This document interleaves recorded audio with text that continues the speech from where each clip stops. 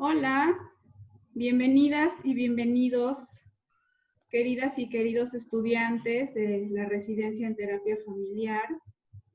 Pues para continuar con este ritmo de invitados, invitadas y conversatorios sobre los temas que nos interesan, el día de hoy tenemos a Miguel Ángel Morales, es colega, compañero, egresado de la residencia, también de la FES Iztacala, y pues está aquí para compartirnos algunas reflexiones. El tema de hoy es cómo nos posicionamos en temas de emergencia sanitaria, desde nuestro rol de terapeutas egresados de la residencia en terapia familiar de la UNAM. Hola Miguel, Eh, gracias. Hola Nayeli, gracias por la invitación. eh, pues a discutir un tema que me parece ya no ni siquiera relevante, más bien urgente, necesario e irrenunciable, ¿no? Buenas tardes, días, noches o lo que sea, compañeros, compañeras que nos escuchen en otro tiempo.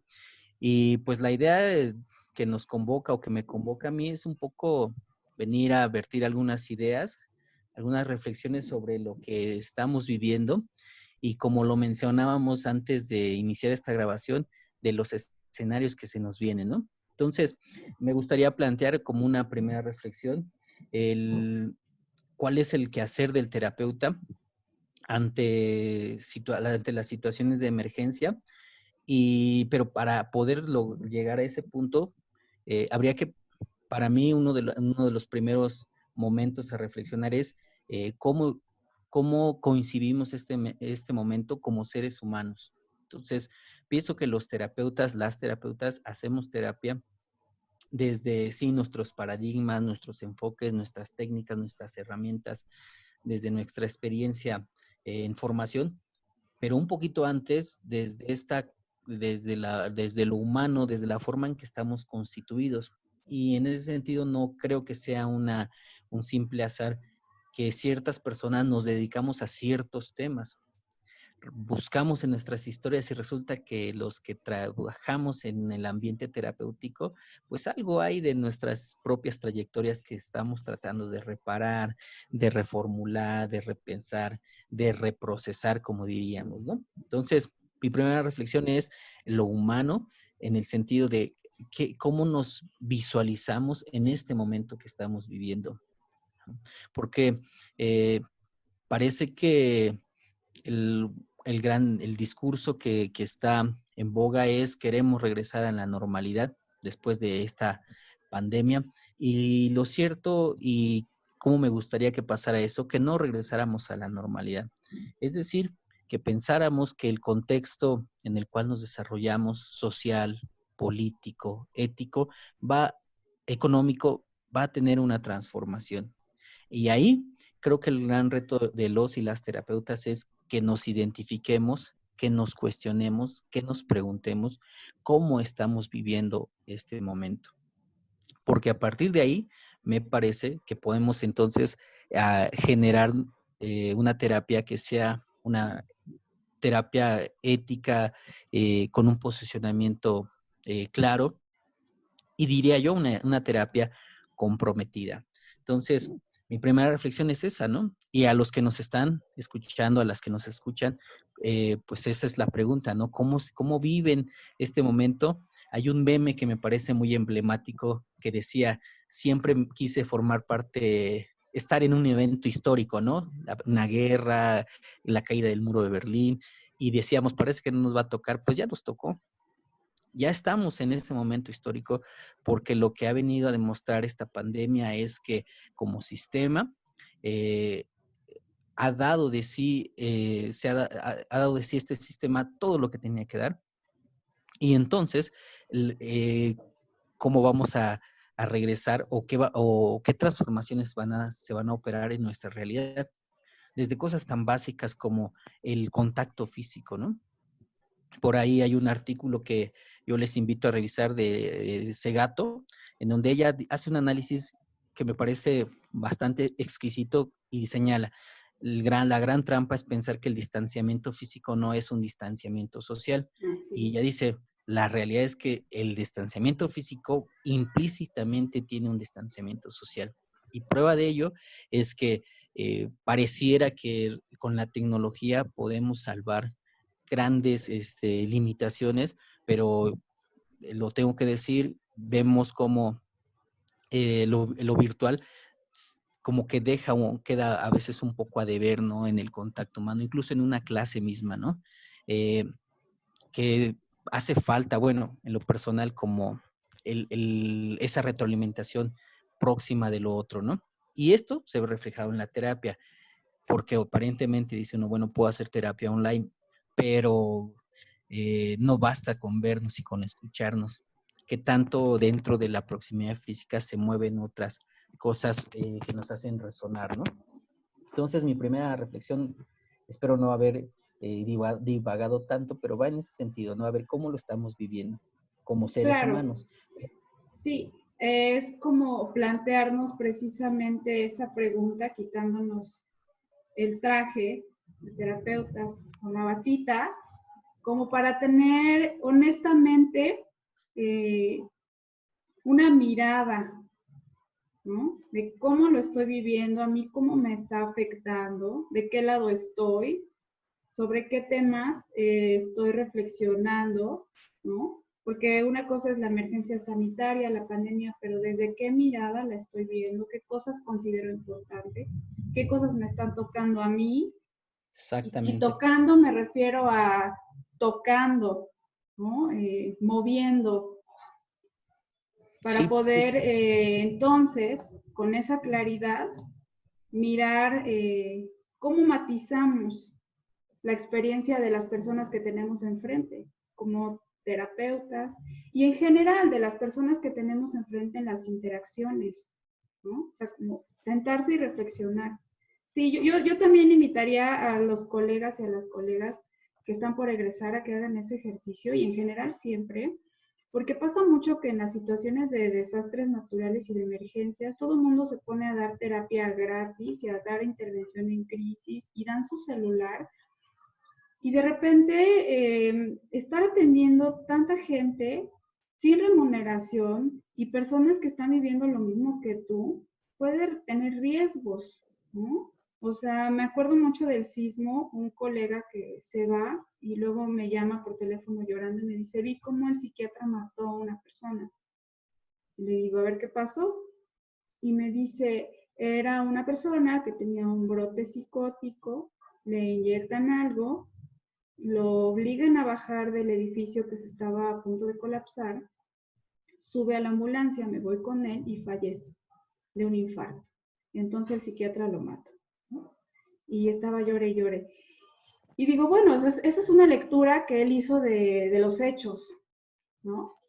Pero, o sea, como de repente no miramos si en verdad tenemos las herramientas o la fortaleza o las condiciones como para entrarle. Entonces, o cómo le vamos a entrar, ¿no? Porque tienes razón, exacto. es nuestra responsabilidad entrarle, estamos aquí y como personal que nos dedicamos a contribuir al bienestar, como egresados de escuelas públicas, tenemos también que devolver a la sociedad, yo sí lo considero así, pero bueno, hasta dónde, cómo, cuáles son nuestros límites, y me parece muy acertada esta reflexión que tú haces, ¿no? Como de, bueno, mírate primero, posiciónate y luego le entras, ¿no? Claro, pensar en esa ruta que uno ha de seguir ante esta demanda de los servicios propiamente, ¿no?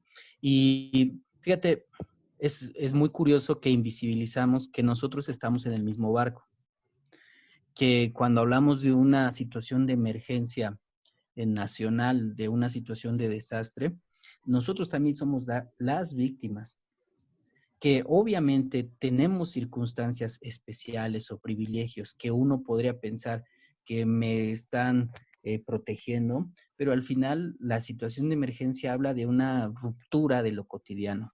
Yo así lo quiero ver. Es decir, que todo lo que en lo que creíamos ha sido trastocado, se está reconfigurando. Y entonces es muy curioso que podemos empezar a dar terapia de contención, pongo comillas, para gente que está viviendo el encierro, pero yo también estoy encerrado. También yo estoy lidiando con las eventualidades propias de mi encierro. Obvio, sí tengo privilegios, sí me permite decir estoy trabajando y aparte puedo estar cobrando esa sesión, pero al final también estoy en esa emergencia. Entonces, a mí me parece fundamental este proceso de reflexividad, uno, para ver, sí, para preguntarme cómo lo estoy viviendo, cómo lo estoy procesando, cómo lo estoy trabajando y sobre todo que a partir de eso no es que yo me quede, digo, cada quien decidirá, ¿no? Pero desde ahí poder hacer una terapia más, digo, de corte reflexivo, más situada en el contexto, más honesta, me parece. Porque ahí la pregunta que surge es cuando una paciente, un paciente te diga, ¿y cómo le hace usted? Híjole, o que te vea como un ejemplo, cuando también tú estás lidiando, es algo que con honestidad habría que usarlo, ¿no? En la conversación para normalizar, para dejar una tarea, para dejar las preguntas que uno considere necesarios, pero se logra, creo que una terapia, digamos, más honesta, ¿no? Entonces, Claro. pues ahí debe haber un proceso de reflexividad que sí, en el que sí tenemos que abonar. Y ahí creo que los terapeutas familiares sistémicos y los que hacen desde la posmodernidad, tenemos una gran ventaja. No somos los únicos, pero sí dentro de nuestra formación es vital entender ese proceso reflexivo, ese darnos cuenta de. Y eso es una gran ventaja, ¿no? Otros modelos no lo miran de esa manera, incluso lo ven como una desventaja el reconocimiento de estos discursos que tenemos invisibilizados, ¿no? Por el contrario, dicen, no, una terapia muy limpia, muy objetiva, muy separada el paciente del terapeuta, digo, es respetable, pero al final la situación de emergencia creo que por sí misma define que todos estamos en la emergencia. Claro, y eso lo conecto con lo primero que dijiste, ¿no? O sea, en nuestra vida tenemos aspectos de nuestra historia que conectamos en terapia, ¿no? O sea, a veces esas cuestiones que hemos vivido nos permiten comprender cuál es la importancia, cuáles son las necesidades, cómo se siente estar en tal o cual situación. Y cuando lo revisamos, lo trabajamos desde esta mirada bien honesta y siendo transparentes hacia nosotras y nosotros, entonces es más fácil conectar con la vida de otras personas que vienen a contarnos cosas similares, ¿no?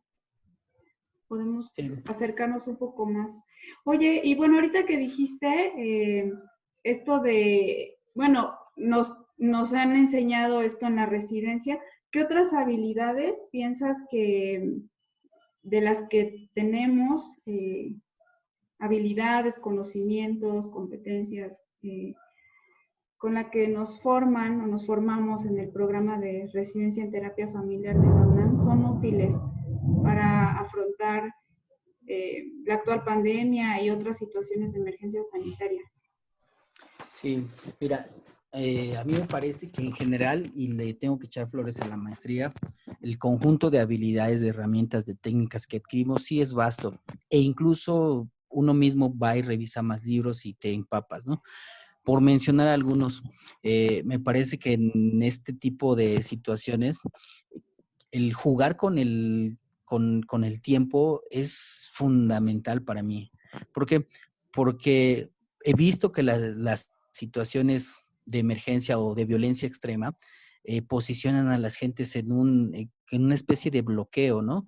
Y entonces están, digamos, sujetas a una situación traumática que una y otra vez está ahí, pues como que si el tiempo se hubiese detenido para las personas, ¿no? Entonces, jugar con los tiempos me parece que es una apuesta importante para los diálogos terapéuticos, ¿no? ¿Y cómo jugamos con el tiempo? pues ahí hay que preguntar desde una mirada de cuando uno era niño, cuando era niña, desde la mirada del adolescente, desde la mirada del adulto mayor, de periodos importantes en la vida de uno, ¿no? Entonces, eso de alguna forma permite que la gente vaya rompiendo esa estructura poco atada que tiene hacia su presente. Digo, es válido el final decir, bueno, tu experiencia es fuerte, dolorosa, traumática, por supuesto, hay que trabajarla, hay que, digo yo, hablarlas, hacer que la herida pues esté ahí reconocida, pero en un cierto momento también posicionar en otros espacios, ¿no? Hay ejercicios bastante bonitos desde bueno, tú como experta en ericksoniano, el encuentro con el personaje del futuro. A mí me gusta mucho hacer el encuentro del personaje con el futuro. eh, cuando es uno mismo, ¿no? Y entonces en una narración, en un proceso de trance, uno va haciendo esto hasta el punto de que la gente se encuentre consigo mismo 5 años después, ¿no? 10 años después, ¿no? ¿Qué lecciones aprendiste? ¿Qué ves en esa persona en que vivió este presente? ¿Qué mensaje te trae esa persona del futuro? ¿Cuáles fueron tus recursos? ¿Cuáles fueron tus fortalezas? Y una cantidad de cosas que uno puede trabajar. Entonces, jugar con los tiempos.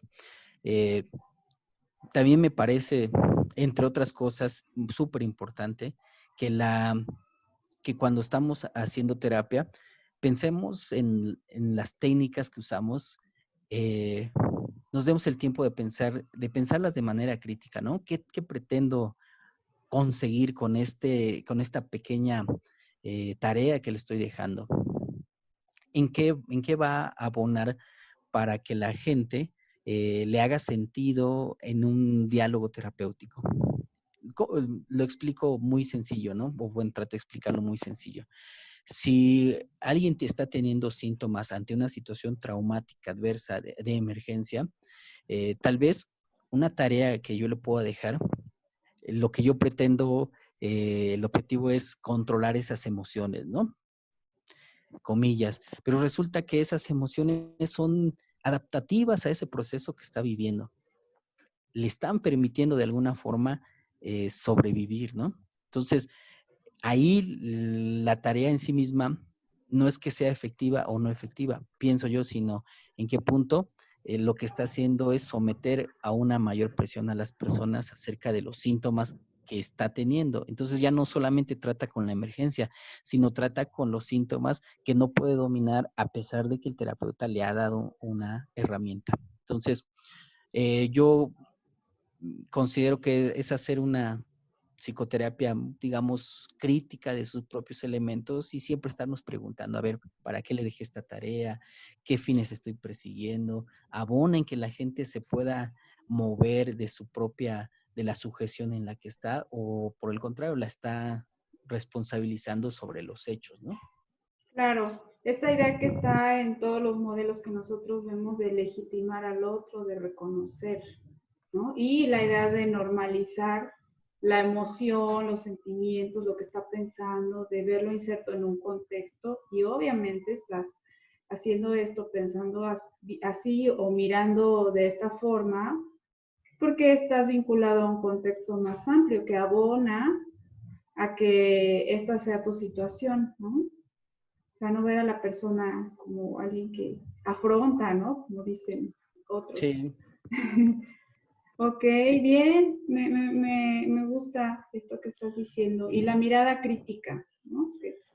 Que, que también pues, tenemos en la residencia, ¿no? Eso es bueno tener eh, distintos profesores y profesoras que tienen miradas que convergen, pero también tienen puntos de divergencia que nos permiten contrastar y tener crítica y comprender que también los procesos terapéuticos y los paradigmas son cambiantes, ¿no? Que los conocimientos no son absolutos.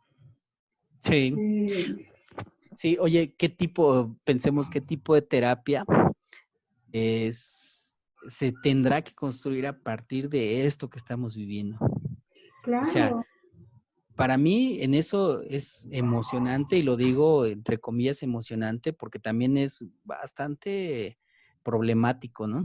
Es decir, cuando se instale nuevamente la normalidad, ¿cómo van a ser nuestros procesos terapéuticos siendo que eh, socialmente como especie pues somos tocados, ¿no? En el sentido de nuestra vulnerabilidad, nuestra finitud, nuestra capacidad de controlar la naturaleza, eh, y que eso, pues creo yo que tiene que verse reflejado en el proceso de psicoterapia mismo que vamos a construir. Eh, por ejemplo, tan solo la cuestión de la salud mental, ¿no? Que ahorita la gente se ha concentrado, la mayor parte del discurso se ha concentrado en identificar el cuidado de la salud física, ¿no? Per se, ¿no? Nos aislamos para estar o para sobrevivir. Y yo he escuchado gente dentro de, digamos, ciertas comunidades que dicen, ¿qué sentido tiene la propia salvar la vida si me voy a perder de la posibilidad de asistir al entierro de mi mamá o los personas de adultos mayores, ¿no? Que dicen, a mí déjame aquí en mi casa porque si me vas a llevar a un hospital ya no los voy a ver, ¿no? Entonces prefiero morir aquí en mi casa. La salud mental como tal va a tener que tener un impulso mayor, porque es ahí donde creo que puede tener un valor la vida también, ¿no? No solamente en lo físico, sino en la capacidad de disfrutarla, en la capacidad de entendernos a nosotros, a nosotras mismas, ¿no? Entonces la salud mental, yo creo que ya como un derecho pleno y reconocido, ¿no? Y ahí Claro. habrá que cuestionarnos eh, quién tiene derecho a recibir una psicoterapia.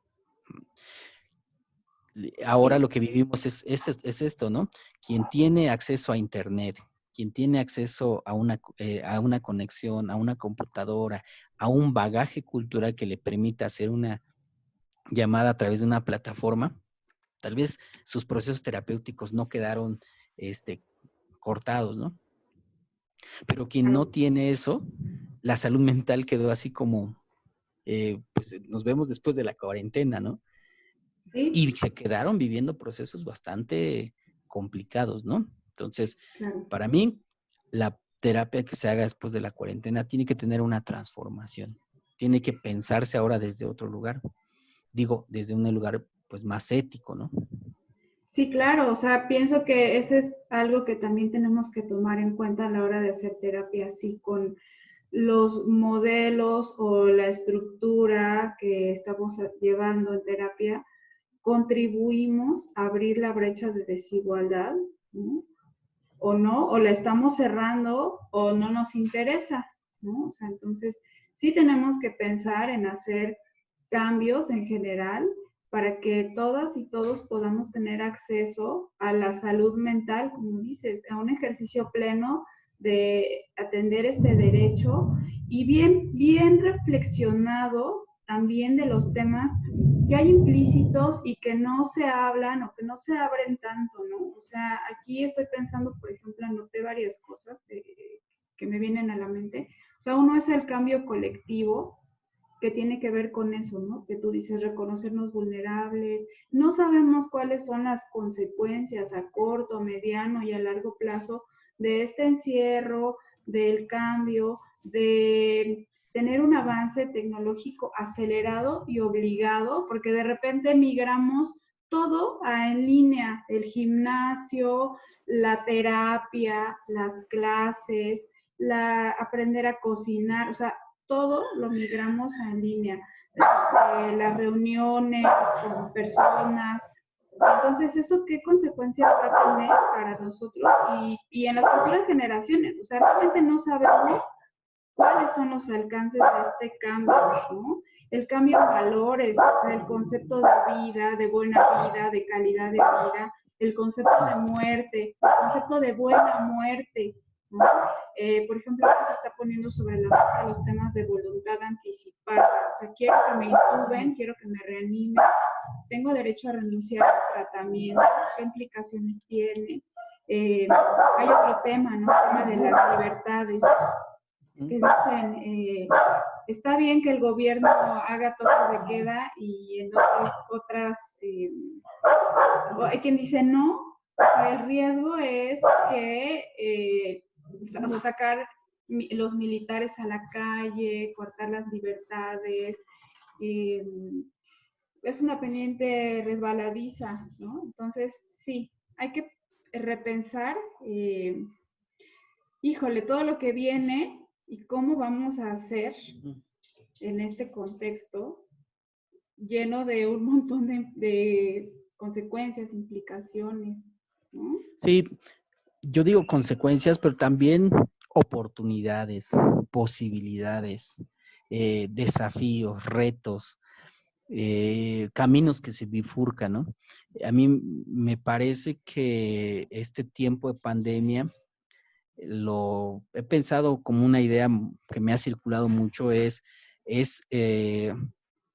lo digo así, no es la pelea contra un virus, es la pelea que estamos dando ante un sistema que nos ha llevado a una situación como esta. Entonces, ahí me siento que la terapia familiar sistémica, esta terapia que se hace desde digamos, un compromiso ético, un compromiso social, desde el reconocimiento de la subjetividad, el trabajo de la subjetividad misma, me parece una de las corrientes que va a tener un auge, porque, porque ahí podemos nosotras tener un abrevadero para hacer una terapia en donde no solamente tenga como principal objetivo quitar un síntoma, retirar un síntoma, ¿no? Sino complejizar esa terapia y decir, bueno, si existe este síntoma, ¿por qué existe? ¿Cuál es la finalidad? ¿Por qué precisamente regula un sistema de cierta manera? Y lo pongo con un ejemplo. Hace poco inició en terapia conmigo una chica exitosísima, y en el contexto de la pandemia le brotan una serie de síntomas, ¿no? Consumo de alcohol, consumo de estupefacientes, ataques de ansiedad, ataques de pánico. Y entonces dentro de la conversación ella dice, ¿no? Yo venía bien hasta este momento, ¿no? Hasta que la pandemia me pone dentro de mi casa y las cosas que podía hacer y que me hacían sentir bien, parece que no me funciona, ¿no? Entonces, a, abonando en esta conversación, llegamos a un punto construido colectivamente es, bueno, y estos síntomas que tienes ahora, ¿qué te están diciendo de de lo que estás viviendo en este momento? No por juzgar el consumo, porque pues ella sabe que le hace daño, ¿no? El consumo. Sin embargo, no lo puede controlar. Y entonces en la conversación construimos esta idea, ¿no? De, pues hablemos más bien de cómo estos síntomas regulan otras cosas, ¿no? Y algo que me pareció muy bonito de su terapia es que en algún punto dijo, reconoce ella, ¿no? Dice, sí, dice, si no me hubiera detenido, si no me hubiera encerrado esta pandemia, pues yo estaría haciendo otras cosas afuera, pero al final continuando en esta vorágine de la búsqueda, del placer, de las emociones, de hacer cosas, de ponerme en riesgo. Y lo que yo veo que sucede en este contexto es que permite la reflexión, permite el detenerse, sí con un cierto grado de sufrimiento muy fuerte, pero al final da una cierta claridad para que la gente pueda reconocer sus síntomas y digo, incluso hasta una visión narrativa, ¿no? Dialogar con ellos, ¿no? ¿Qué me estás diciendo?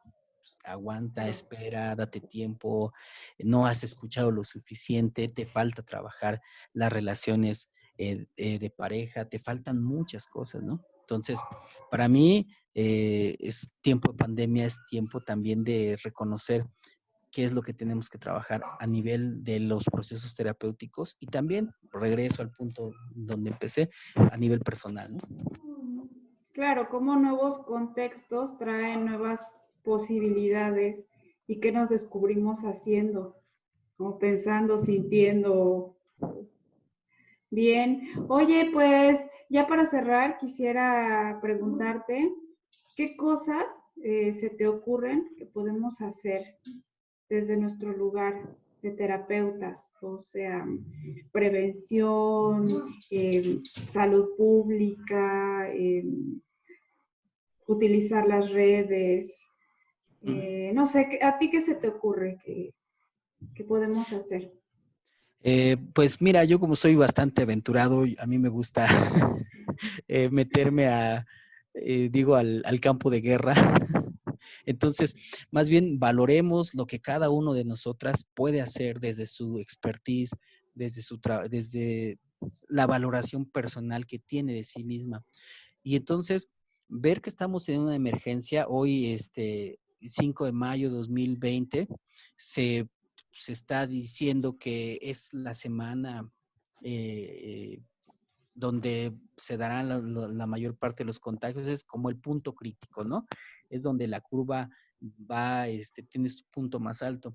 Entonces, para mí, las terapeutas tendrían que estar contribuyendo, porque al final esto sí es una situación de emergencia y de emergencia nacional. Y Entonces, mundial, ¿eh? Yo y diría. mundial más, sí. Obvio, otras naciones ya van saliendo, pero nosotros estamos así en el momento cumbre. Y ahí sí hay una responsabilidad. Lo quiero ver como aquel que tiene un conocimiento. Tú puedes, un médico tiene una expertise que le permite una intervención, un nivel, salvar una vida, ¿no?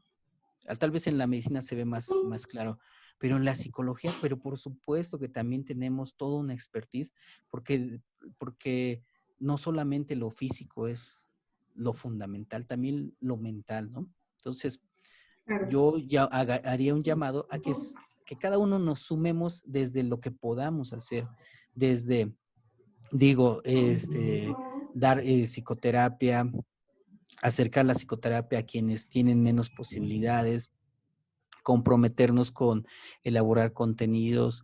Por ahí nosotros con un grupo de la maestría hicimos una red de atención solidaria para personal médico. Entonces, hacer lo que uno considere desde su propia, desde su compromiso, ¿no? Y todo esfuerzo es bienvenido, ¿no? Desde el más pequeño hasta, digo, los grandes sacrificios, si lo queremos ver de esta manera, ¿no?